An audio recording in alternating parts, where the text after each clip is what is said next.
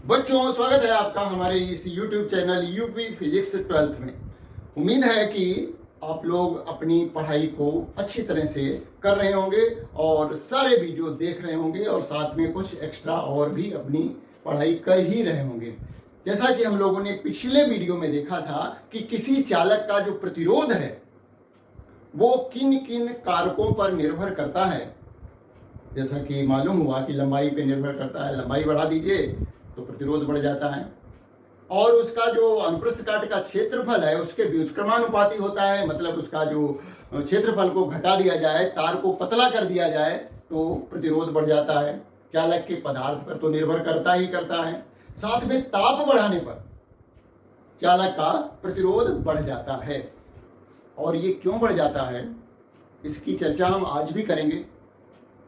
साथ में हम जानेंगे कि जो मिश्र धातुएं होती हैं, अधिकतर जो स्टैंडर्ड प्रतिरोधक जो होते हैं वो मिश्र धातुओं के क्यों बनाए जाते हैं, और जो अर्धचालक होते हैं उनका यदि ताप बढ़ा दिया जाए तो प्रतिरोध पर क्या प्रभाव पड़ेगा, पूरा कारण सहित डिस्कस करेंगे।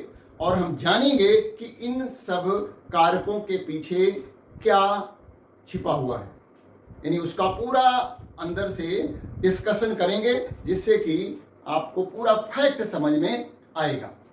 तो चलिए शुरू करते हैं आज का वीडियो, और उसमें हम देखते हैं कि किसी चालक का ताप बढ़ने पर उसका प्रतिरोध कैसे बढ़ता है, उसके लिए सूत्र क्या प्रयोग करते हैं। हमने तैयारी कर रखी है, उसको देखते हैं और समझते हैं। और हम इससे पहले बता दें कि ताप के बढ़ने से, चालक का ताप बढ़ने से क्या होता है कि जो उसके अंदर, चालक के अंदर मुक्त इलेक्ट्रॉन हैं, मुक्त इलेक्ट्रॉन का मतलब होता है कि जो अंतिम कक्षा के इलेक्ट्रॉन हैं उन्हीं को मुक्त इलेक्ट्रॉन माना जाता है। तो ये जो मुक्त इलेक्ट्रॉन है, ताप बढ़ने से इनके टक्करों की संख्या बढ़ जाती है। अतः जो इलेक्ट्रॉन पहले थोड़ा ज्यादा रिलैक्स होके चल रहा था अब उतना रिलैक्स होके नहीं चल पा रहा है, अर्थात उसका जो रिलैक्सेशन टाइम जो है, श्रांति काल जो है वो घट गया। श्रांति काल क्या हो गया है, घट गया है, जिसके कारण सूत्र के आधार पर हम कह सकते हैं कि उसका प्रतिरोध बढ़ गया है। तो चालकों में प्रतिरोध क्यों बढ़ता है ताप के बढ़ जाने पर, हमें मालूम होना चाहिए, क्योंकि इलेक्ट्रॉनों का श्रांति काल जो है वो घट जाता है। टॉ, श्रांति काल का मतलब टॉ की वैल्यू जो है वो घट जाती है, जिससे कि उनका प्रतिरोध बढ़ जाता है। और कैसे बढ़ता है, कितना बढ़ता है, ये सूत्र से हम देख लेंगे। और इसके अलावा बहुत सारी बातें जो कि इंपॉर्टेंट हैं उनको हम डिस्कस करेंगे आज। तो देखिए, प्रतिरोध पर ताप का प्रभाव।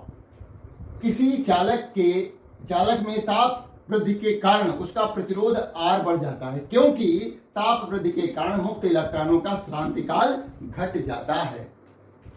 सूत्र इससे रिलेटेड हमें मालूम है कि R बराबर होता है ml/n e स्क्वायर टॉ ए। ये है प्रतिरोध का सूत्र। तो टॉ जो है वही श्रांति काल है, इसका मान घट गया, ये हर में है, इसलिए R का मान बढ़ गया। अब किस तरह से बढ़ रहा है इसका हमें सूत्र याद रखना पड़ेगा। यदि किसी चालक तार का ताप 0 डिग्री सेल्सियस पर तथा T डिग्री सेल्सियस पर प्रतिरोध क्रमशः R0 है तथा RT है, मतलब 0 डिग्री सेल्सियस पर R0 प्रतिरोध है और T डिग्री सेल्सियस पर RT है, तो RT बराबर जो हो जाएगा, यानी T डिग्री टेम्परेचर पर उसका प्रतिरोध कितना हो जाएगा, बराबर हो जाएगा R0 ब्रैकेट में 1 प्लस अल्फा इंटू टी। यहां अल्फा जो है चाल का प्रतिरोध तापीय गुणांक है, टेम्परेचर कोफिशिएंट ऑफ रेजिस्टेंस है, और इसका मान हम निकालें, R ब्रैकेट खोल दें और फिर R0 को ले जाएं इधर, तो हमें ये सूत्र प्राप्त होता है। अल्फा बराबर होता है RT माइनस R0 बटे R0 इंटू टी। ये हमें प्रतिरोध ताप गुणांक का सूत्र प्राप्त हुआ। अब हम इसकी परिभाषा देने की कोशिश करेंगे कि प्रतिरोध तापीय गुणांक की परिभाषा क्या होती है। इसके लिए हमने R0 1 ओम ले लिया, यानी 0 डिग्री सेल्सियस पर किसी चालक का जो प्रतिरोध है वो 1 ओम है। उसका टेम्परेचर में वृद्धि जो कर रहे हैं हम 1 डिग्री सेल्सियस की कर रहे हैं। तो इस सूत्र के आधार पर अल्फा बराबर हो जाएगा, देखिए ये 1 हुआ और ये भी 1 हो गया, तो अल्फा बराबर हो जाएगी RT माइनस R0, यानी डेल्टा R, यानी जो उसके प्रतिरोध में परिवर्तन होगा। यानी 0 डिग्री सेल्सियस पर उसका प्रतिरोध 1 ओम है और उसके ताप में 1 डिग्री सेल्सियस वृद्धि करने पर उसके प्रतिरोध में जितना परिवर्तन होगा वही उस चालक के पदार्थ का प्रतिरोध तापीय गुणांक है। कैसे लिखेंगे? यदि किसी चालक के तार का 0 डिग्री सेल्सियस पर प्रतिरोध 1 ओम हो तो उसके ताप में 1 डिग्री सेल्सियस की वृद्धि करने पर उसके प्रतिरोध में होने वाली वृद्धि उस पदार्थ का या उस तार के पदार्थ का प्रतिरोध ताप गुणांक कहलाता है। इसका मात्रक प्रति डिग्री सेल्सियस है।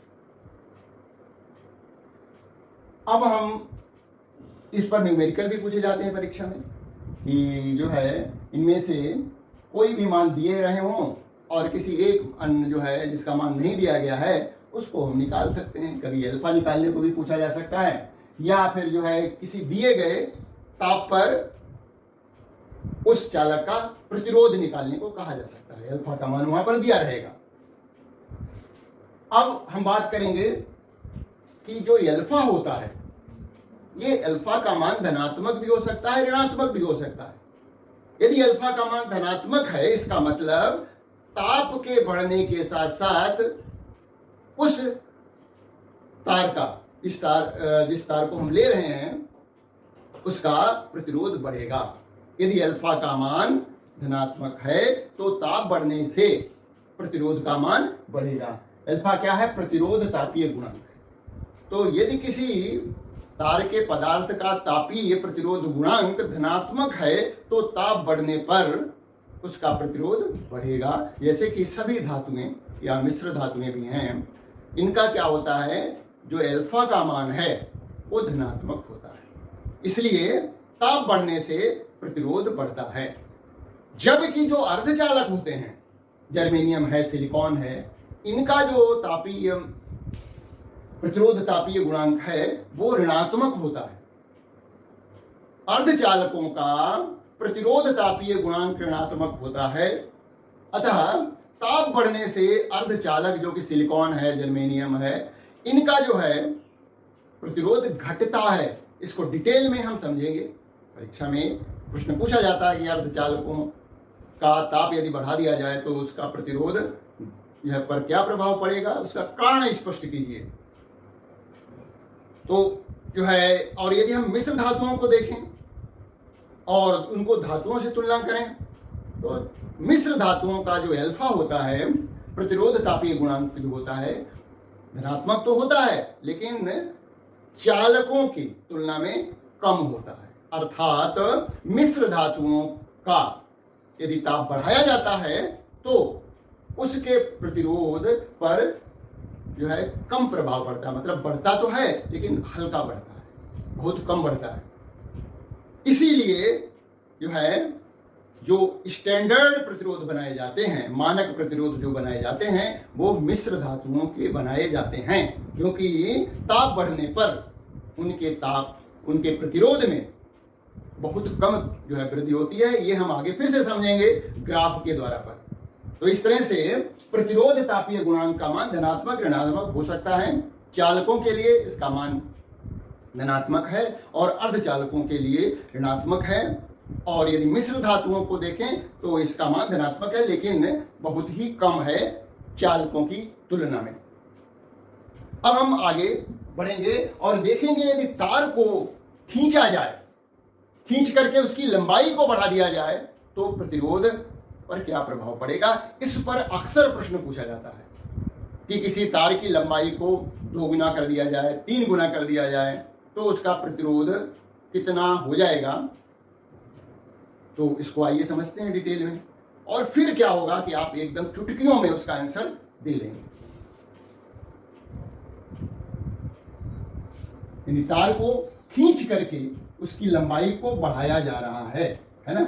ये लिख रखा हमने, तार के खींचने से प्रतिरोध पर प्रभाव।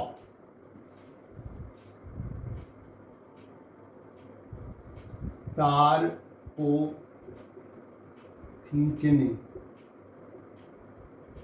से उसके प्रतिरोध पर प्रभाव।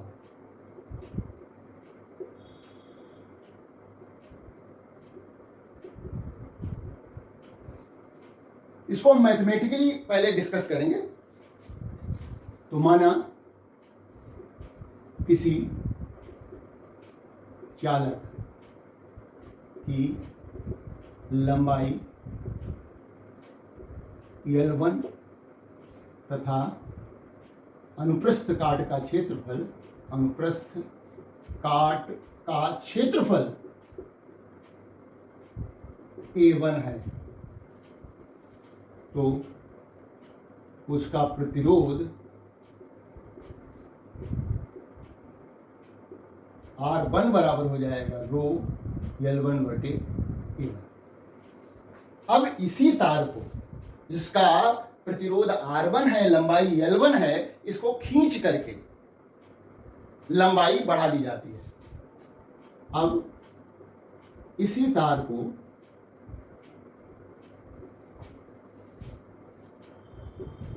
खींचकर लंबाई L2 बराबर NL1, मतलब जितनी पहले थी उसकी n गुना कर दी गई। पहले मान लिया जितनी भी थी उससे n गुना, 2 गुना, 3 गुना, 4 गुना, इस तरह से बढ़ा दी गई। तो अब इस तार को खींचकर लंबाई L2 का मान है NL1, यानी n गुना कर दी गई लिख सकते हैं, है ना, यानी n गुना कर दी गई, कर दी जाती है, जिससे उसका अनुप्रस्थ काट का क्षेत्रफल, अनुप्रस्थ काट का क्षेत्रफल A2 हो जाता है। यानी तार पतला हो जाएगा। जब खींच करके लंबाई हम बढ़ा देंगे तो तार पतला हो जाएगा।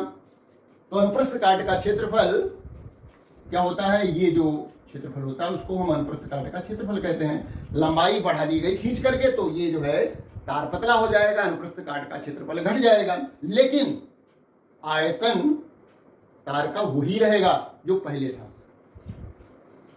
इस परिस्थिति में हम परंतु तार का आयतन वही रहेगा जो पहले था। मतलब पहले आयतन कितना था, A1 L1 था, अनुप्रस्थ काट का क्षेत्रफल गुणा लंबाई। अब कितना हो गया है, A2 L2 हो गया है। तो A2 का मान निकाल लेते हैं। A2 बराबर हो जाएगा A1 L1 बटे L2। ये है A2 का मान हो गया A1 L1 बटे L2। अब हम जब लंबाई बढ़ा दी गई है, L2 कर दी गई है, तो उसका प्रतिरोध R2 का मान कितना हो जाएगा। देखिए R1 का मान मैंने लिख रखा है, ये R1, इसकी जरूरत पड़ेगी हमें अभी। तो R2 बराबर हो जाएगा प्रतिरोध, R2 बराबर हो जाएगा रो L2 बटे A2, ये हो जाएगा प्रतिरोध। अब लंबाई का मान जो है कितना कर दिया गया है, n L1 कर दिया गया, n गुना कर दिया गया, यानी L2 बराबर जो है हमारा, L2 बराबर है NL1 और A2 का मान हमने लिख रखा है ये, है ना। A2 का बराबर है A1 L1 बटे L2। L2 की जगह पर हम क्या रखेंगे, N1 L1 रखेंगे। पहले तो हम इसका मान रख लेते हैं, देखते हैं। तो R2 बराबर हो जाएगा रो L2 की जगह पर n L1 कर दिया हमने। A2 का मान रख दीजिए, तो A1 L1 बटे L2 अब L2 फिर ऊपर चला जाएगा, है ना। तो ये हो जाएगा रो n L1 L2 बटे A1 L1, है ना। देखिए L1 से L1 कट गया, ये वाला तो कट गया, लेकिन अभी L2 और आया एक, तो हम रो n L2 की जगह पर क्या रखेंगे, L1 रख देंगे फिर से बटे A1। तो ये हो गया n और n की गुणा n स्क्वायर हो गया, गुणा रो L1 बटे A1। रो L1 A1 का मान क्या है, R1 के बराबर है, n स्क्वायर गुणा R1। तो R2 का मान जो है वो कितना हो गया है, वो हो गया है n स्क्वायर गुणा R1 प्रारंभिक प्रतिरोध था, उसका कितना गुना हो गया है, n स्क्वायर गुना हो गया है। मतलब यदि किसी तार की लंबाई को दोगुना कर दिया जाए तो उसका प्रतिरोध n स्क्वायर, मतलब 2 का स्क्वायर करेंगे, वर्ग करेंगे तो 4 हो जाएगा, यानी 4 गुना हो जाएगा। यदि किसी तार की लंबाई को 3 गुना बढ़ा करके कर दिया जाए, खींच करके, तो उसका प्रतिरोध 3 का वर्ग मतलब 9 गुना हो जाएगा। अब यदि प्रश्न पूछा जाता है किसी तार का प्रतिरोध 10 ओम है, उसको खींचकर उसकी लंबाई 3 गुनी कर दी गई, तो अब प्रतिरोध कितना होगा, पहले 10 ओम था, लंबाई कितनी की गई है, 3 गुनी की गई है, तो प्रतिरोध पहले से 9 गुना हो जाएगा, यानी 9 गुणा 10 90 ओम हो जाएगा। तो इस तरह से किसी प्रश्न का हम उत्तर डायरेक्ट दे लेंगे, हमें यह मालूम हो कि उसकी लंबाई में कितनी गुनी वृद्धि की गई है। 2 गुनी की गई है तो प्रतिरोध 4 गुना हो जाएगा, यदि लंबाई 3 गुनी की गई है तो प्रतिरोध पहले से 9 गुना हो जाएगा, यदि लंबाई 4 गुनी कर दी गई है तो नया प्रतिरोध पहले के अपेक्षा 16 गुना हो जाएगा। तो ये एकदम से टिप्स पे प्रश्न हम कर लेंगे। हालांकि ये डिटेल में इतना प्रूफ नहीं आता, लेकिन मैंने प्रूफ करके दिखा दिया है कि यदि किसी तार की लंबाई जो है n गुना कर दी जाए तो उसका प्रतिरोध कितना हो जाएगा, n उस स्क्वायर गुना हो जाएगा, n के वर्ग का से गुना हो जाएगा। आगे बढ़ते हैं, अब बात करते हैं, एक नया टर्म है विद्युत चालकता। विद्युत चालकता, इलेक्ट्रिक कंडक्टेंस, विद्युत चालकता, भाई प्रतिरोध है तो चालकता उसी का विलोम है, इलेक्ट्रिक कंडक्टेंस। इसको हम G से प्रदर्शित करते हैं, किसी चालक की विद्युत चालकता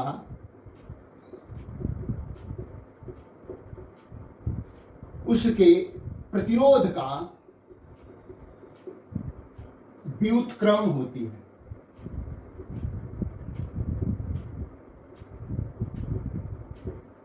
G बराबर होता है 1/R।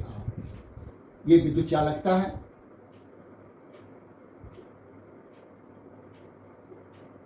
अब इसका मात्रक, भाई R का मात्रक ओम होता है ना, तो इसका मात्रक जो है क्या हो जाएगा, मात्रक हो जाएगा 1/ओम, मतलब ओम का इनवर्स, ओम की घात -1, या फिर एक नया मात्रक इसके लिए प्रयोग करते हैं, साइमन।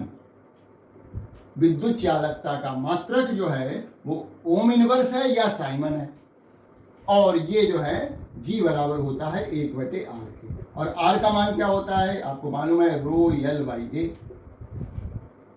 A ऊपर चला जाएगा, है ना, तो A रो L हो गया, ये G का फॉर्मूला हो गया देखा जाए तो, है ना। तो अब यदि हम G का बीमीय सूत्र निकालें तो निकाल सकते हैं। R का जो बीमीय सूत्र हमारा आया था उसका इनवर्स कर देंगे, है ना। और R का सूत्र कैसे निकाला था, बीमीय सूत्र R ओम के नियम से हमें मालूम है, ओम के नियम से R बराबर होता है V अपॉन I, भाई V is equal to I R होता है, तो R बराबर V अपॉन I। अब V का मान जो होता है वो W कार्य बटे W बटे Q होता है और इंटू I। W को W रहने दीजिए, Q बराबर होता है I T गुणा I, तो ये हो गया W बटे I स्क्वायर टी। अब W कार्य का विमीय सूत्र मालूम होना चाहिए, या फिर कोई बल गुणा विस्थापन कर दीजिए, है ना। तो हम यहां पर R का, देखिए R का विमीय सूत्र निकालना है, उसका रेसिप्रोकल कर देंगे। अभी तो हम R का ही तो निकालना है, देखिए ऐसा नहीं G का निकालना है, R का निकालना है। तो कार्य का होता है विमीय सूत्र ml स्क्वायर टी माइनस 2। ये इसका विद्युत धारा का एम्पियर होता है, एम्पियर का वर्ग हो गया, एक टी और है तो टी का टी हो गया। तो इस तरह से ये R का विमीय सूत्र आ गया है ml स्क्वायर टी की पावर -3 a की पावर -2। ये R का विमीय सूत्र है। तो G का विमीय सूत्र जो होगा R के विमीय सूत्र का व्युत्क्रम होगा, तो 1 बटे ml स्क्वायर टी -3 a -2।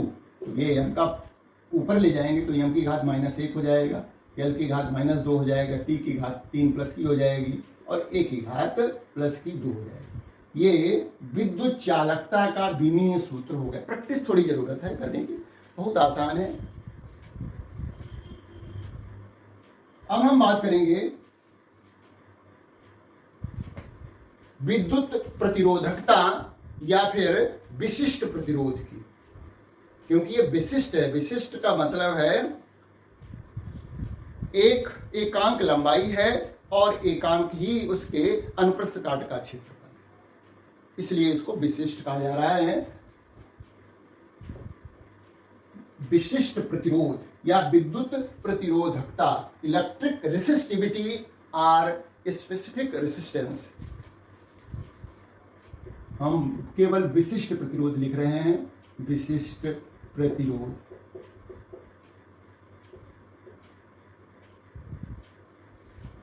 अब इसकी परिभाषा लिखनी है, तो हमें सूत्र का ये R का है तो प्रतिरोधी, R का फॉर्मूला लगाएंगे, R L बटे A।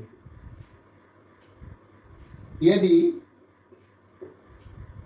L बराबर 1 मीटर हो, A बराबर 1 मीटर का वर्ग हो, तो R बराबर हो जाएगा 2। यानी विशिष्ट प्रतिरोध इसके बराबर होगा, उस प्रतिरोध के बराबर होगा जब उस चालक, उस दिए गए चालक की लंबाई 1 मीटर हो और अनुप्रस्थ काट का क्षेत्रफल 1 वर्ग मीटर हो, तो ऐसे चालक का जो प्रतिरोध होगा वो उस चालक के पदार्थ का विशिष्ट प्रतिरोध होगा। ये विशिष्ट प्रतिरोध। अतः किसी चालक के पदार्थ का विशिष्ट प्रतिरोध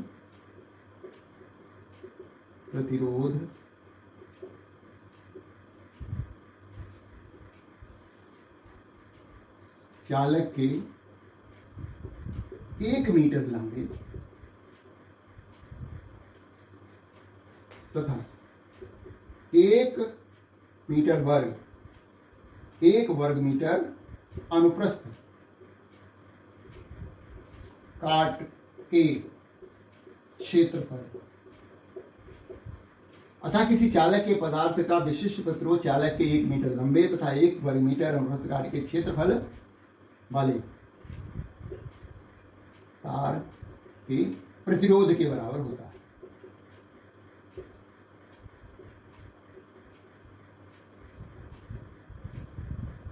बराबर होता है मतलब उस तार की लंबाई कितनी हो, 1 मीटर हो, मान लिया ये 1 मीटर है, और इसके अनुप्रस्थ काट का क्षेत्रफल जो है वो भी 1 वर्ग मीटर हो, ये भी 1 वर्ग मीटर है, और लंबाई भी 1 वर्ग मीटर है। ये क्या है? अनुप्रस्थ काट का क्षेत्रफल। तो ऐसे तार का जो प्रतिरोध होगा वही इस तार के पदार्थ का विशिष्ट प्रतिरोध होगा। तो रो बराबर जो होता है, रो बराबर होता है आर ए बटे यल। वैसे तो फार्मूला इसका अलग से और है, लेकिन इससे हम मात्रक निकाल सकते हैं, है ना। और आर का मात्रक मालूम है ओम होता है ना। क्षेत्रफल का मात्रक मीटर का वर्ग होता है बटे मीटर। 1 मीटर कट गया तो इसका मात्रक जो आ गया वो ओम मीटर आ गया। ओम मीटर। विशिष्ट प्रतिरोध का मात्रक निश्चित रूप से आपको मालूम होना चाहिए, ये बहुत इंपॉर्टेंट है कि विशिष्ट प्रतिरोध का मात्रक जो आया है, मात्रक वो आया ओम मीटर आया। ओम मीटर, ओम बटे मीटर नहीं, ओम मीटर है इसका विशिष्ट प्रतिरोध का मात्रक है ना। अब हम इसकी यदि बीमा लिखना चाहें, है ना, भाई सभी की बीमा तो निकालनी आनी ही चाहिए। तो हमने देखा, देखिए अभी निकाला, रो बराबर होता है आर ए बटे ए। आर का की बीमा लिखना आना चाहिए। फिर से हम बता दे रहे हैं भाई, आर बराबर होता है ओम्स लॉ से आर बराबर होता है बी अपॉन आई। वी बटे आई लिखा, ए बटे एल लिखा रहने दिया। वी जो होता है वो डब्ल्यू बटे क्यू होता है, ए बटे एल। डब्ल्यू क्यू को लिखेंगे आई गुणा टी गुणा आई इंटू ए बटे एल। तो डब्ल्यू ए बटे आई का वर्ग टी और एल। अब हम इसका जो है डायरेक्ट लिख सकते हैं बीमा। कैसे? बीमीय सूत्र डब्ल्यू यानी कार्य M L square T minus 2, ये कार्य का होगा। ये एल स्क्वायर हो गया क्षेत्रफल है, ये हो गया एम्पियर का वर्ग। क्षेत्रफल नहीं है ये, इसका मात्रक है। ये क्षेत्रफल है और विद्युत धारा का मात्रक एम्पियर होता है, तो एम्पियर का वर्ग हो गया। टी आ गया 1 और यल ये लंबाई है तो इसका कैपिटल यल हो जाएगा। अब इसको हल कर दीजिए, देखिए यल से 1 यल कट गया ये वाला, और इस यल की इससे यल से गुणा होगी तो एम यल क्यूब हो जाएगा। एम यल क्यूब हो गया। और टी, एक देखिए टी नीचे है, 2 घात माइनस की ऊपर है, तो ये पावर टी की -1 घात ऊपर जुड़ जाएगी, तो टी की घात -3 हो गया, है ना। और ए बचा हमारे पास, तो ए की घात -, ये देखिए विशिष्ट प्रतिरोध का ये बीमा हो गया। विशिष्ट प्रतिरोध की का बीमीय सूत्र निकल गया। तो इस तरह से हम प्रैक्टिस कर रहे हैं तो कोई दिक्कत नहीं है। अच्छा, हमने ओम के नियम का जब निगमन किया था तो आर का जो सूत्र आया था, आर बराबर आया था एम एल बटे N E square top E. ये तो R is equal to rho L by A होता है। तो रो का मान इसकी तुलना करें तो रो बराबर हो जाएगा एम अपान एन ई स्क्वायर टॉप। ये रो का फार्मूला है, ये है रो का फार्मूला असली, ये वाला नहीं है। Rho is equal to R A by L. ये इससे हमें यदि कुछ निष्कर्ष निकालेंगे तो गलत हो जाएगा। इससे तो पता लग रहा है जो रो है यानी विशिष्ट प्रतिरोध जो है वो क्षेत्रफल पर निर्भर करता है, उसकी लंबाई पर निर्भर करता है, तो ये तो गलत है ना। विशिष्ट प्रतिरोध तो विशिष्ट है, वो न तो किसी भी भौतिक राशि पर, ये जो राशियां इसमें आई हुई हैं उस पर निर्भर नहीं करता, न तो अनुप्रस्थ काट के क्षेत्रफल पर निर्भर करता है, न लंबाई पर निर्भर करता है। तो करता किस पर है? इस सूत्र से पता लग रहा है, इस सूत्र से पता लग रहा है। देखिए यम क्या है? इलेक्ट्रॉनों का द्रव्यमान है, इलेक्ट्रॉन का द्रव्यमान है। ई जो है वो इलेक्ट्रॉन पर आवेश जो होता है, तो ये तो नियत हो गया। अब हमारे पास 2 चीजें बची हुई, एन और टॉ। यानी क्या है, किसी चालक में मुक्त इलेक्ट्रॉनों की संख्या, और ये पदार्थ से पदार्थ पर निर्भर करेगा। तांबे के पदार्थ में मुक्त इलेक्ट्रॉनों की संख्या प्रति एकांक आयतन में कुछ होगी। चांदी का यदि तार है तो उसके प्रति एकांक आयतन में मुक्त इलेक्ट्रॉनों की संख्या अलग होगी। तो चालक जो विशिष्ट प्रतिरोध है वो n के व्युत्क्रमानुपाती है। विशिष्ट प्रतिरोध जो है, विशिष्ट प्रतिरोध किस पे निर्भर करेगा? विशिष्ट प्रतिरोध की निर्भरता। तो रो जो है वो 1/n, यानी पदार्थ पे निर्भर करता है। किसी चालक का प्रतिरोध उस चालक के तार के पदार्थ पर निर्भर करेगा, क्योंकि उसमें स्वतंत्र इलेक्ट्रॉनों की संख्या तो पदार्थ पे निर्भर करेगी कि वो किस पदार्थ का बना है, एल्युमिनियम का है, तांबे का है, लोहे का है, सोने का है, काहे का है।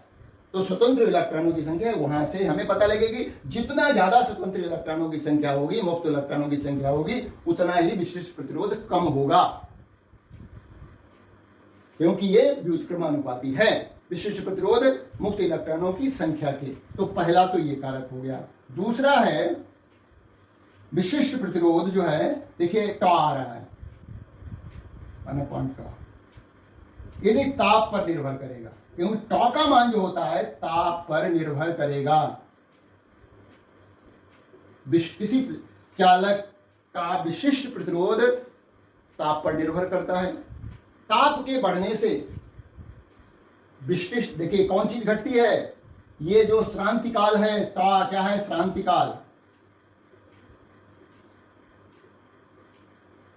श्रांतिकाल का मान घटता है, अर्थात उस चालक का प्रतिरोध, विशिष्ट प्रतिरोध बढ़ जाता है। प्रतिरोध भी बढ़ता है, विशिष्ट प्रतिरोध भी बढ़ता है।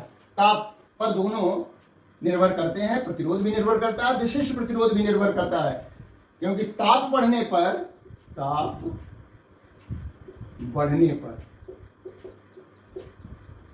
इलेक्ट्रॉनों का श्रांतिकाल काल, जिसको हम रिलैक्सेशन टाइम कहते हैं, घट जाता है, जिससे चालक के पदार्थ का विशिष्ट प्रतिरोध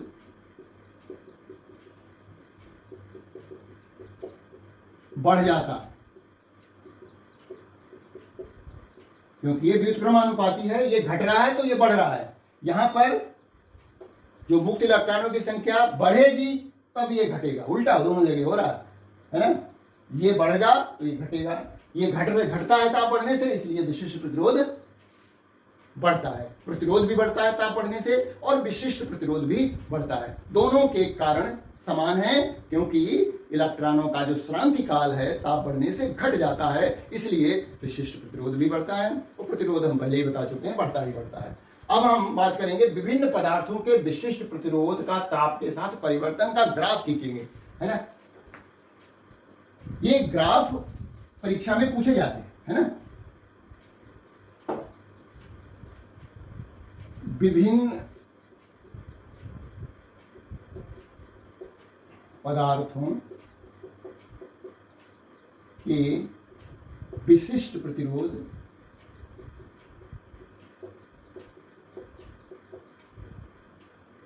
का ताप के साथ परिवर्तन, और ये हम ग्राफ में हम बात करेंगे। पहले लेते हैं चालक। देखिए चालक का भी प्रतिरोध या विशिष्ट प्रतिरोध और प्रतिरोध, देखिए ये यदि परीक्षा में विशिष्ट प्रतिरोध का ताप के साथ परिवर्तन आए तो भी यही ग्राफ खींचने हैं, और यदि विशिष्ट प्रतिरोध का ताप के साथ परिवर्तन की बात करें तो भी यही ग्राफ खींचने हैं। यानी प्रतिरोध और विशिष्ट प्रतिरोध दोनों का ताप के साथ परिवर्तन एक ही जैसा होता है। तो चालक के लिए यदि ग्राफ खींचें तो देखिए हम यहां पर ताप रख देंगे और यहां पर लिखेंगे विशिष्ट प्रतिरोध या प्रतिरोध, विशिष्ट प्रतिरोध, इसको हम रो से प्रदर्शित करते हैं। तो यदि इसका ग्राफ खींचा जाए तो हम देखते हैं कि जैसे जैसे ताप बढ़ता है विशिष्ट प्रतिरोध बढ़ता चला जाता है। इस तरह से कर्व प्राप्त होता है। खींच दीजिए, है ना। दूसरा हमारा है मिश्र धातु। ये बहुत इंपॉर्टेंट है। क्यों इंपॉर्टेंट है कि मिश्र धातुओं का जो उपयोग है वो है मानक प्रतिरोध बनाने में। जो मानक स्टैंडर्ड रेसिस्टर होते हैं जो तार के बने होते हैं वो जो है मिश्र धातुओं से बनाए जाते हैं। नाइक्रोम है, टंगस्टन है, मैग्नीन है ना। ये नाइक्रोम, टंगस्टन, मैग्नीन, ये क्या है? ये मिश्र धातु है। तो जो परीक्षा में पूछा जाता है कि जो मानक प्रतिरोधक हैं, स्टैंडर्ड रेसिस्टेंस हैं, रेसिस्टर्स जो हैं वो मिश्र धातुओं को क्यों बनाए जाते हैं, वो यहाँ से क्लियर हो जाएगा। देखिए, यदि हम इसका ग्राफ खींचें ताप के साथ, विशिष्ट प्रतिरोध रो हमने लिख दिया, विशिष्ट प्रतिरोध ने लिख करके रो लिख दिया इसलिए। अब इसका जो ग्राफ आ रहा है वो कुछ ऐसे आता है। देखिए, बढ़ तो रहा है लेकिन बहुत कम मात्रा में बढ़ रहा है। हमने इससे पहले बताया था कि जो प्रतिरोध तापीय गुणांक अल्फा का मान है वो चालकों और मिश्र धातुओं दोनों के लिए धनात्मक है, लेकिन मिश्र धातुओं का जो अल्फा है प्रतिरोध ताप गुणांक है उसका मान बहुत कम है। बढ़ता तो है लेकिन बहुत धीरे धीरे बढ़ता है।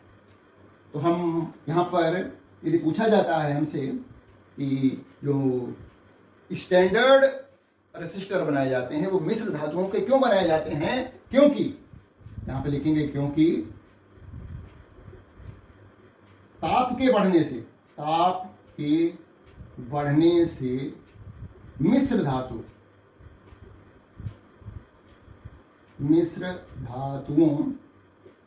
का प्रतिरोध बहुत कम बढ़ता है। इसीलिए जो स्टैंडर्ड मानक प्रतिरोधक जो बनाए जाते हैं वो इन मिश्र धातुओं के बनाए जाते हैं। नाइक्रोम, टंगस्टन, मैग्नीन का प्रयोगशाला में जितने उपकरण होते हैं उनमें नाइक्रोम, टंगस्टन, मैग्नीन के तार लगे होते हैं, जिससे कि भाई जब विद्युत धारा प्रवाहित करेंगे तो वो गर्म तो होंगे उनका जो है प्रतिरोध बदल जाएगा। हमारा जो है प्रयोग गलत हो सकता है। इसलिए हम जो है जो तार प्रयोग करेंगे प्योर धातुओं के न होकर के मिश्र धातुओं के होंगे। तो मिश्र धातुओं के जो तार लगे होंगे प्रयोगशाला में जो उपकरण है तो उनका प्रतिरोध बढ़ेगा तो ताप बढ़ने से, लेकिन कब बढ़ेगा? तो हमारे रीडिंग पर, हमारे प्रयोग पर बहुत कम असर पड़ेगा। तो प्रतिरोधक तार जो लिए जाते हैं वो नाइक्रोम, टंगस्टन और मैग्नीन के लिए जाते हैं। क्यों लिए जाते हैं? क्योंकि ताप बढ़ने के साथ मिश्र धातुओं का प्रतिरोध बहुत कम बढ़ता है। ये ग्राफ से हमें क्लियर हो रहा है। अब एक और विशेष बात पूछी जाती है वो है अर्धचालक। ये दूसरा हो गया। तीसरा है हमारा अर्धचालक। ये जो है हमारा सिलिकॉन है, कॉन, जर्मेनियम आदि, ये अर्धचालक है। इनका जो ग्राफ हम खींचेंगे ताप के साथ, उससे हमें पता लगा कि जो विशिष्ट प्रतिरोध है वो अर्धचालकों का विशिष्ट प्रतिरोध ताप के बढ़ने के साथ घटता है। देखिए, ये घट रहा, इस तरह से प्राप्त होता है। ये बहुत इंपॉर्टेंट बात है और परीक्षा में पूछा जाएगा कि अर्धचालकों का ताप बढ़ने पर उसका प्रतिरोध या विशिष्ट प्रतिरोध कम क्यों होता है। तो सूत्र तो हमारा वही रहेगा कि रो इज इक्वल टू होता है m अपान n e स्क्वायर टॉप। तो विशिष्ट प्रतिरोध दो बातों पे निर्भर कर रहा है, 1 अपान n और टॉप। ये क्या है? जो आवेश वाहक हैं उनकी संख्या है। टॉ जो है वो रिलैक्सेशन टाइम है, श्रांति काल है। तो जब भी ताप बढ़ेगा तो क्या होगा? इसकी संख्या अभी तक चालकों में n का मान जो पहले से फिक्स है वही फिक्स रहता है।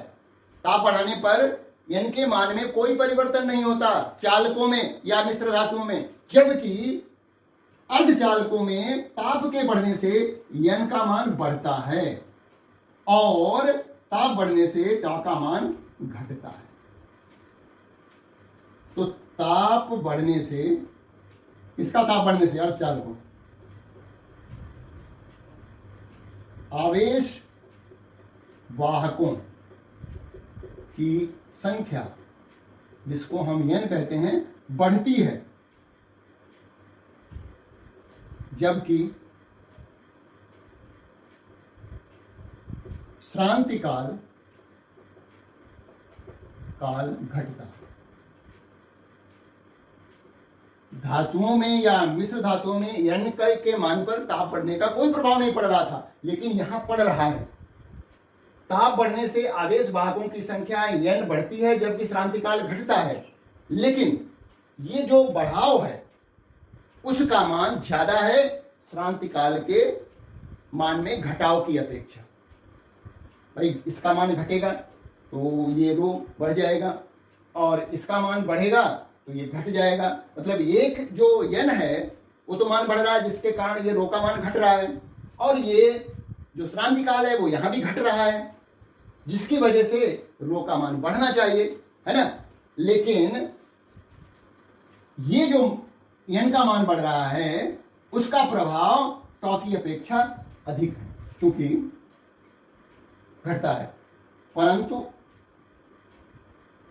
n के मान में वृद्धि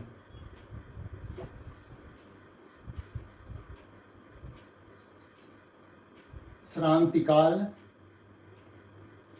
τ के मान में हुई कमी की अपेक्षा अधिक है, होती है, जिससे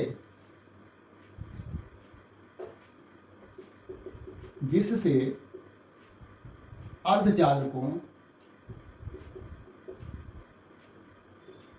का ताप बढ़ने